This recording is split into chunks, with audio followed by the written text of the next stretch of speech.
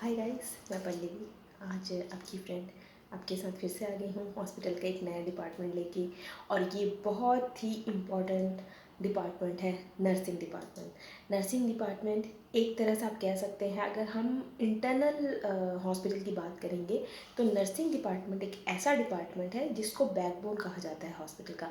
अगर हम ये लेंगे कि अगर हम एक्सटर्नल की बात करेंगे तो मार्केटिंग डिपार्टमेंट बहुत बड़ा रोल करता है। बट अगर हम इंटरनल देखेंगे तो इंटरनल एक बैकबोन जो होता है वो नर्सिंग डिपार्टमेंट ही है।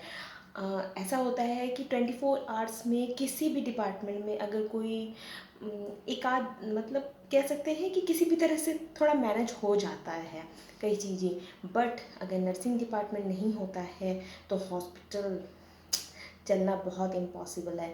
नर्सिंग डिपार्टमेंट एक ऐसा डिपार्टमेंट है जिसका होना बहुत ज़रूरी है, और एक्सपीरियंस्ड और क्वालिफाई और बहुत ही अच्छे नर्सेस का होना बहुत ज़रूरी है। कभी कभी तो ऐसा भी होता है कि मैंने कई हॉस्पिटल्स में ऐसा भी देखा है कि जो कई मतलब पेशेंट जो होते हैं वो नर्सिंग डिपार्टमेंट से इतने सेटिस्फाई होके जाते हैं, इतने सेटिस्फाई होके जाते हैं। तो नर्सिंग डिपार्टमेंट एक तरह से वो जुड़ जाते हैं, बिल्कुल जुड़ जाते हैं पेशेंट। तो नर्सिंग डिपार्टमेंट होना बहुत अच्छा होना बहुत ज़रूरी है हॉस्पिटल्स में।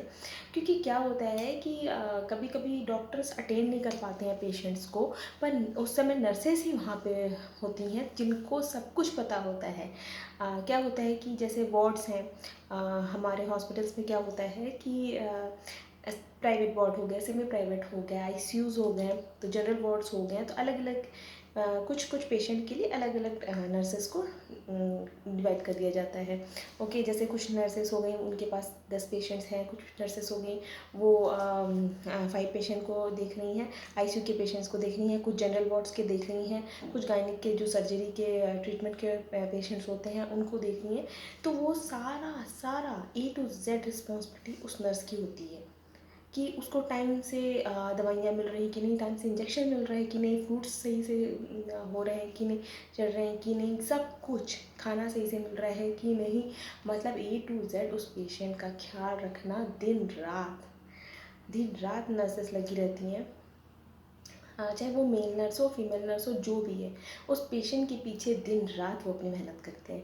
तो नर्सिंग डिपार्टमेंट एक तरह से बहुत ही हेल्पफुल, मतलब जिनके अंदर हेल्प की भावना होती है दूसरों के लिए करने की, तो वो नर्सिंग का ज्वाइन कर सकते हैं। और नर्सिंग में आजकल बहुत ग्रोथ है, इवन हमारे इंडिया में भी नहीं, इवन हम बाहर भी बहुत नर्सिंग का ग्रोथ है। तो अगर गर्ल्स भी, मेल फीमेल जो भी करना चाहे, वो ये सब BSc नर्सिंग हो गया, MSc नर्सिंग हो गया, कोर्स करके कई लोग तो हॉस्पिटल में वर्किंग होते हैं, कई लोग लेक्चरर भी देते हैं। आई मीन टू से मतलब प्रोफेसर्स में भी जाते हैं, यूनिवर्सिटीज़ में भी पढ़ाते हैं, कॉलेजेस में भी पढ़ाते हैं। तो नर्सिंग बहुत ही अच्छा डिपार्टमेंट है। और इसमें सब कुछ एक तरह से पेशेंट केयर अगर कहा जाएगा तो वो नर्सिंग डिपार्टमेंट ही पेशेंट की केयर करता है फुल, मतलब पूरी तरह से। इसलिए उस नर्स को सब कुछ आना चाहिए, सब कुछ, मतलब वो वेल एक्सपीरियंस्ड होनी चाहिए, उनको सब कुछ की नॉलेज होनी चाहिए। कोई भी प्रॉब्लम आ जाती है, अगर डॉक्टर अवेलेबल नहीं है तो उस नर्स को ही सब कुछ मैनेज करना पड़ता है, तो उसे सब कुछ आना चाहिए। ओके, तो आप कह सकते हैं कि नर्सिंग डिपार्टमेंट ही सब कुछ करता है एक पेशेंट का।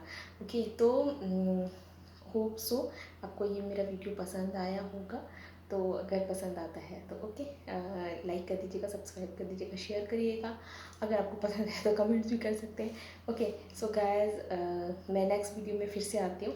Bye bye.